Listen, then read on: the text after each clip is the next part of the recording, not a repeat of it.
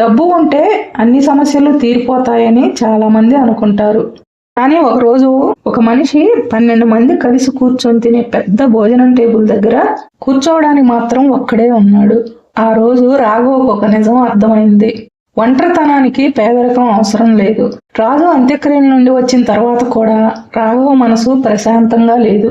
ఆ వృద్ధుడు చెప్పిన మాటలు పదే పదే గుర్తుకొస్తున్నాయి. ఒకరోజు నువ్వు వెళ్ళిపోతావని గుర్తొచ్చిందంతే.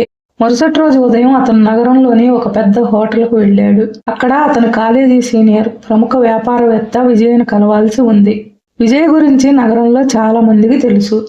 కన్స్ట్రక్షన్ కంపెనీలు, షాపింగ్ కాంప్లెక్స్లు, 100 ఎకరాల భూములు, కోట్ల ఆస్తి, వార్తాపత్రికల్లో ఇంటర్వ్యూలు, సక్సెస్ కథలు. రాఘవ్ మనసులో ఒక చిన్న కోరిక. ఇంత సంపాదించిన మనిషి జీవిత రహస్యం ఏమిటో తెలుసుకోవాలి. రాఘవ సాయంత్రం విజయ్ ఇంటికి చేరుకున్నాడు. అది ఇల్లు కాదు, ఒక రాజభవనం. పెద్ద గేట్లు, అందమైన తోట, ఫౌంటైన్లు, 10 మంది పని మనుషులు అన్నీ ఉన్నాయి. కానీ ఎందుకో ఆ ఇంట్లో నవ్వులు వినిపించలేదు. విజయ్ స్వాగతం చెప్పాడు. ముఖంలో చిరునవ్వు ఉంది, కానీ కళ్ళల్లో అలసట కనిపించింది. రా రాఘవ్, చాలా కాలమైంది అన్నాడు. ఇద్దరూ కొద్దిసేపు మాట్లాడుకున్నారు. వ్యాపారం, పాత జ్ఞాపకాలు, జీవితం గురించి. రాత్రి భోజన సమయం అయ్యింది. రా కలిసి తిందాం అన్నాడు విజయ్. డైనింగ్ హాల్లోకి వెళ్ళిన రాఘవ ఆశ్చర్యపోయాడు. 12 మంది కూర్చునే భారీ టేబుల్, ఖరీదైన పాత్రలు, అద్భుతమైన వంటకాలు. కానీ కూర్చున్నది ఇద్దరే, రాఘవ్, విజయ్. కొద్దిసేపు మౌనం తర్వాత చివరకు రాఘవ్ అడిగాడు, ఇంట్లో వాళ్ళు ఎక్కడా? విజయ్ స్పూన్ను పక్కన పెట్టి నవ్వాడు. ఆ నవ్వులో బాధ ఉంది. పెద్దోడు అమెరికాలో, చిన్నోడు లండన్లో, అమ్మాయి ఆస్ట్రేలియాలో. వాళ్ళ పిల్లలు నాకు ఫోటోల్లోనే ఎక్కువగా కనిపిస్తారు అన్నాడు. రాఘవ్ మౌనంగా విన్నాడు. మరి వాళ్ళు రారా అడిగాడు. సంవత్సరానికి ఒకసారి వస్తారు అన్నాడు విజయ్. కొద్దిసేపు ఆగి మళ్ళీ అన్నాడు, రావటానికి టైం ఉండదు. ఆ మాట చెప్పేటప్పుడు అతని గొంతు కాస్త వణికింది. భోజనం పూర్తయ్యాక విజయ్ అతన్ని ఇంటి వెనుక తోటలోకి తీసుకెళ్లాడు. అక్కడ ఒక చిన్న ఊయల ఉంది, పక్కనే పాత సైకిల్, కొన్ని చిన్న బొమ్మలు. ఇవి ఎందుకు ఉంచావు అడిగాడు రాఘవ. విజయ్ కళ్ళల్లో నీళ్లు తిరిగాయి. నా మనవరాళ్ళు వచ్చినప్పుడు ఆడుకోవాలని. ఎప్పుడొచ్చారు చివరిసారి అడిగాడు రాఘవ. విజయ్ సమాధానం చెప్పలేదు. ఫోన్ తీసి ఒక ఫోటో చూపించాడు. 3 ఏళ్ల పాత ఫోటో.